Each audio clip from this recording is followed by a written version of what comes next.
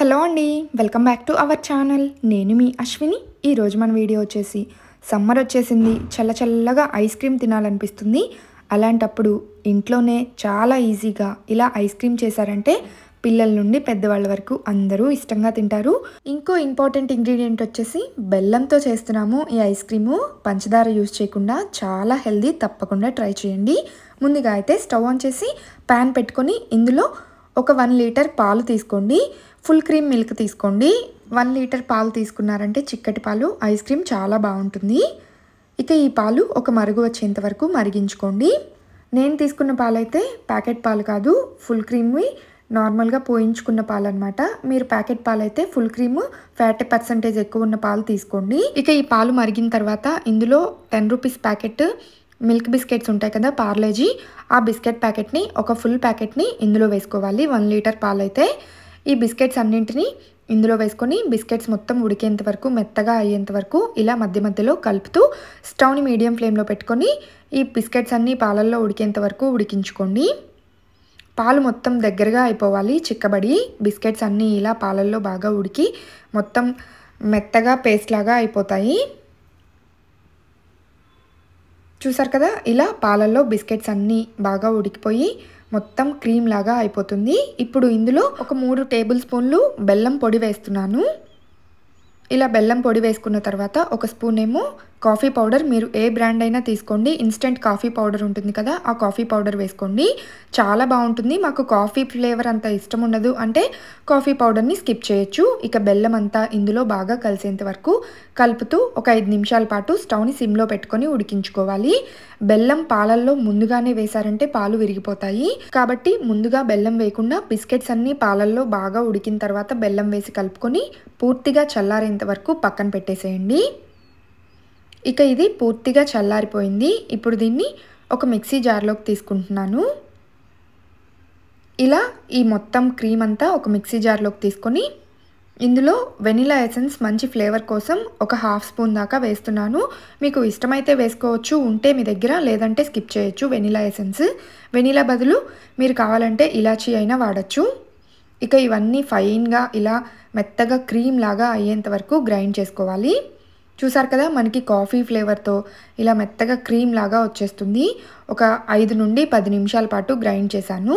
తర్వాత దీన్ని మొత్తాన్ని ఒక బౌల్లోకి తీసుకోండి. మీ దగ్గర స్టీల్ బౌల్ ఉంటే స్టీల్ బౌల్లోకైనా తీసుకోవచ్చు. ఒక బౌల్లోకి తీసుకొని మూత ఉన్న బౌల్లోకి మూత పెట్టేసి డీప్ ఫ్రిడ్జ్లో ఈ బాక్స్ని పెట్టేసి ఫ్రీజ్ అయ్యేంత వరకు అలా ఉంచేసేయాలి. 5 నుండి 6 గంటల సమయం పడుతుంది. ఫ్రిడ్జ్ టెంపరేచర్ ఫుల్గా ఉండాలి.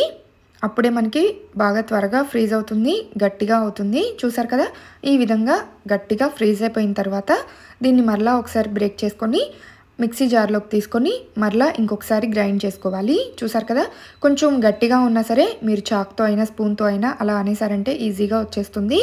ఇప్పుడు ఈ ముక్కలన్నింటినీ మిక్సీ జార్లోకి వేసుకోండి, ఫ్రీజ్ అయిన ఐస్ క్రీమ్ ముక్కలన్నింటినీ.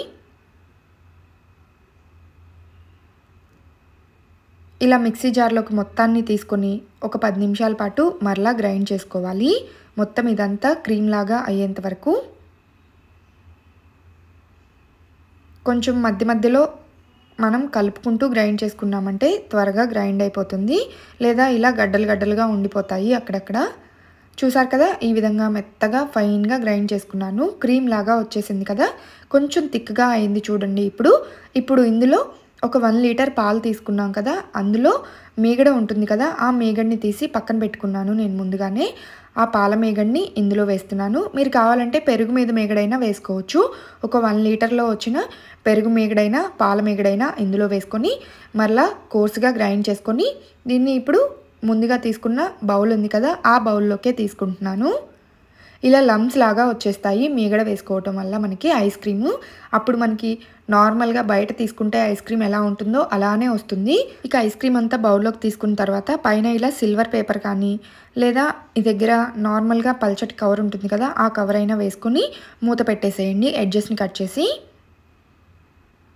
ఇలా కవర్ వేసుకోవటం వల్ల వాటర్ అనేవి ఐస్ క్రీమ్ మీద పడకుండా ఉంటాయి, త్వరగా ఫ్రీజ్ అవుతుంది ఐస్ క్రీమ్ కూడా.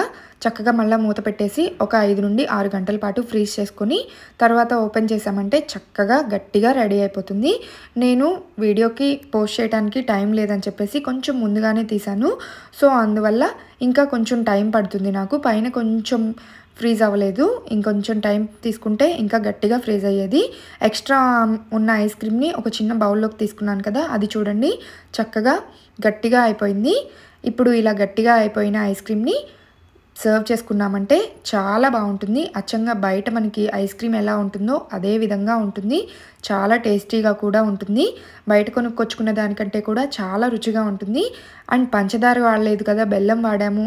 అసలు ఎలా ఉంటుందో ఏంటో అనే ఆలోచనే అవసరం లేదు, చాలా బాగుంటుంది. బెల్లం ఫ్లేవర్ కూడా తెలియదు, చాలా టేస్టీగా ఉంటుంది. ఒక్కసారి మీరు కూడా ట్రై చేసి చూడండి. అన్నీ ఇంట్లో ఉన్న వాటితో చాలా ఈజీగా చేసుకోవచ్చు. పైన మీకు నచ్చిన డ్రై ఫ్రూట్స్ ఏవైనా కట్ చేసుకొని వేసుకున్నారంటే ఇంకా కలర్ఫుల్గా కనిపిస్తుంది. తినటానికే కాదు, చూడటానికి కూడా అద్భుతంగా ఉంటుంది. బయట వందలు ఖర్చు పెట్టి కొనే పని లేకుండా ఇంట్లోనే చాలా సింపుల్ ఇంగ్రీడియంట్స్తో ఇలా మీరు కూడా ఐస్ క్రీమ్ని ట్రై చేసి ఎలా వచ్చిందో కమెంట్స్లో తెలియచేయండి. ఈ ఐస్ క్రీమ్ మీకు నచ్చితే లైక్ చేసి షేర్ చేయండి. ఇలాంటి మరెన్నో ఇంట్రెస్టింగ్ రెసిపీస్ కోసం వెంటనే నా ఛానల్ని సబ్స్క్రైబ్ చేసుకొని పక్కనే ఉన్న బెల్ బటన్ని క్లిక్ చేయండి. Bye bye.